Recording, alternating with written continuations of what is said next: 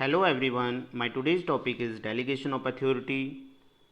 After studying this topic, you should be able to understand the concept of delegation, elements of delegation, a comparison, and importance of delegation. Let's begin with the concept of delegation of authority. Delegation refers to the downward transfer of authority from a superior to a subordinate. It is a prerequisite to the efficient functioning of an organization because it enables a manager to use his time on high priority activities. That means delegation of authority takes place between two, that is between the superior and the subordinate. When the manager becomes overloaded with his work, he shares some of its work with the subordinate in the delegation of authority. The manager shares two things with the subordinate. One is the responsibility or the job, the other one is the authority or the power, so that job can be done properly. In delegation of authority, the superior can concentrate more on the strategic issues, on the important issues, and he can delegate some of the routine job to his subordinate, and as a result, the subordinate feel very much happy and recognized, and his social need is satisfied or fulfilled. Delegation does not mean abdication. The manager shall still be accountable for the performance of the assigned task. Yes, it is rightly said the manager remains accountable even after delegation. So manager can delegate the authority, manager can delegate the responsibility, but manager cannot delegate the accountability or answerability. It has to be with the manager. Now let me explain with you in an example. Suppose the manager has given a task to his chief accountant to make a balance sheet, and because the some reason, maybe the person was ill, he was unable to do it at the stipulated time, and for this the manager has to be accountable. He cannot be say that I am not responsible or answerable for this. The manager can redelegate the work to any of his subordinate by saying that the person is unable to do it. So manager can redelegate the work to any of the subordinate, but he has to be accountable even if he is delegating or redelegating whatever he does. It is all about of delegation of authority. Let's come the definition of delegation of authority. Delegation is the process of a manager follows in dividing the work assigned to him so that he performs the part which only he, because of his unique organizational placement, can perform effectively, and so that he can get others to help with what remains. That means delegation of authority based on the principle of division of work. That means the work is dividing depending upon the competency level of the management, thus to make sure that his subordinate perform all the work effectively and efficiently in expected manner. Let's come with the elements of delegation. There are three elements of delegation. One is authority, second is responsibility, and third is accountability.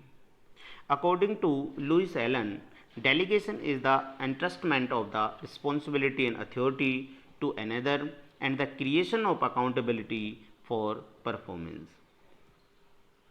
So now talk about the authority, responsibility, and accountability. Let's come with responsibility. Responsibility is the obligation of a subordinate to properly perform the assigned duty. Yes, that means the work assigned to an individual is it says responsibility. It arises from superior subordinate relationship because subordinate is bound to perform the duty assigned by his superior. A manager passes on some of his responsibility to his subordinate, which means responsibility can be delegate but not fully delegate. Thus responsibility flows upward, means bottom to top. A subordinate will always be responsible to his superior. Let's come with authority. Authority refers to right of an individual to command his subordinate and to take action with the scope of his position. Authority arises from formal position of organization. That means authority means power to take decision, to carry on the responsibility. Every employee need to have some authority, so managers are passing their responsibility to subordinate.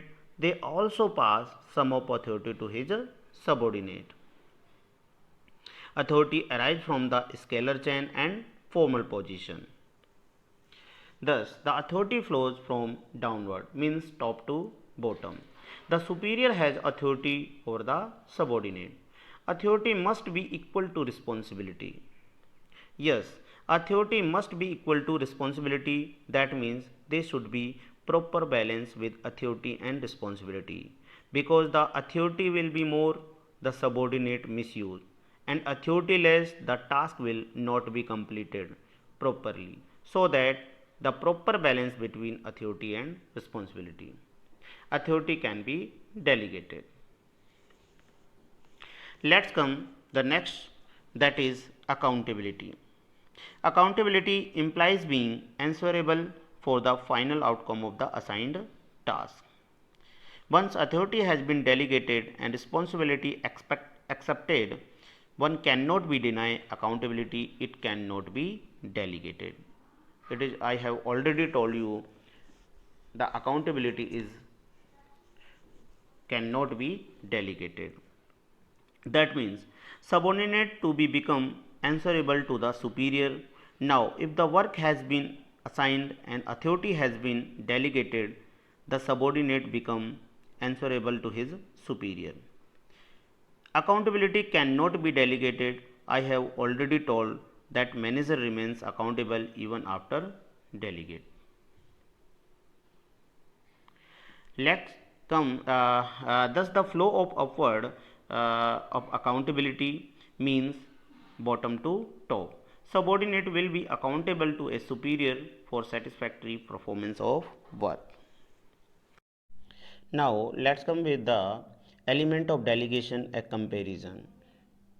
First point of comparison is meaning. In case of authority, right to command means power to take decision, whereas responsibility, obligation to perform an assigned task, means task performed assigned by superior, whereas accountability, answerability for outcome of the assigned task, means subordinate become answerable the superior. The second point of the comparison is delegation. Authority can be delegated, means to carry on the responsibility, every employee need to have some authority. So managers are passing their responsibility to the subordinate. They also pass some of the authority to the subordinate. So authority can be delegated. Whereas responsibility cannot be entirely delegated, means responsibility delegated but not fully delegated, because managers are passing responsibility to the subordinate. Whereas accountability cannot be delegated at all. A manager remains accountable even after delegation. The third point of comparison is origin. Authority arises from formal position or scalar chain, whereas responsibility arises from delegated authority, whereas accountability arises from responsibility. Now come the fourth point of comparison is flow. In case of authority, flows downward, means top to bottom. Superior gives the authority to his subordinate, whereas responsibility flow upward, means bottom to top. Subordinate will always be responsible to his superior, whereas accountability flows upward, means bottom to top. Subordinate will be accountable to a superior. Next come with the importance of delegation. There are 6 points of importance. Let's start with the first point. Number 1, that is effective management. This happens because the superior is delegating some of its tasks to the subordinate depending upon their capability, and on the other hand they can focus more on policy making, strategic planning, growth and other opportunities of the company. Thus it maintains a balance between the growth of the company as well as the routine job is also done. Thus the effective management takes place because of delegation of authority. Now comes the second point, that is employee development. As the task is assigned to the subordinate on their capability, thus the employee development is done because they accept the accountability, they exercise judgment for problem solving, their self confidence is enhanced, and thus they are trained for future. So their employee development is done properly through delegation of authority. Now comes the third point, that is motivation of employees. In the delegation, when the manager is sharing his responsibilities and authority with the subordinate, it motivates the subordinate as they develop the feeling of willingness and trust which is shown to them by their superiors. The next point of importance of delegation is facilitates growth.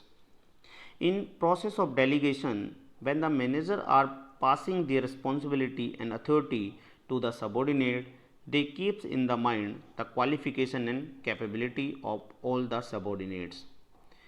This leads to division of work and specialization, which is very important for organizational growth. Now let's come with the next importance of delegation is fifth point, which is managerial hierarchy. Delegation establishes superior subordinate relationship, which is the base of for hierarchy of managers. The extent of power delegated to subordinates decided who will report to whom, and the power at each job position forms the management hierarchy. The last point of importance of delegation is better coordination.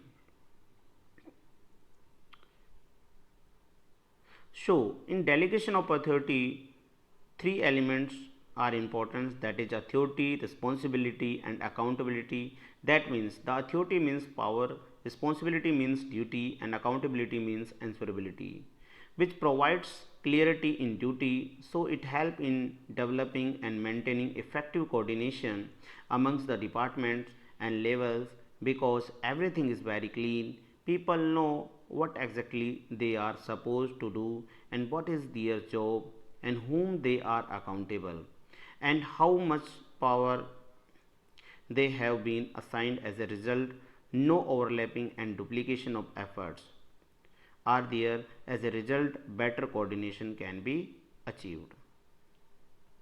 This is explained of importance of delegation. So thank you.